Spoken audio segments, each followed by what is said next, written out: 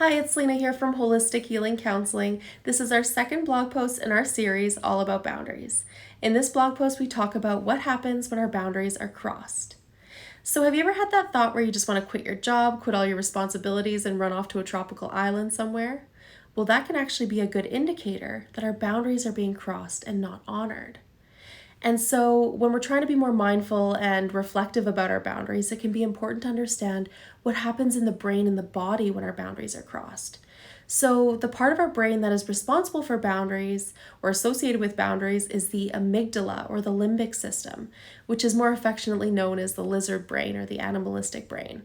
And so, our brain actually perceives boundary violations as a threat.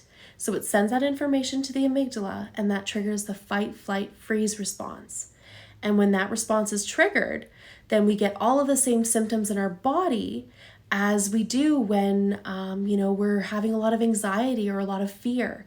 So we start to get like clammy hands, our heart starts racing, we feel very anxious and unsettled, and we can't calm down. Sometimes we have difficulty breathing and we get kind of pacey.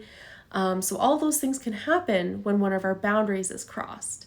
So it's important to be aware of this response in our body and in our brain so that we can take that information and use it to help us communicate to others what our boundaries are and what our needs are.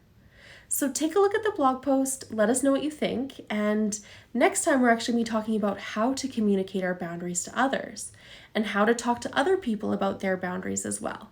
Hopefully you enjoy it. Take care.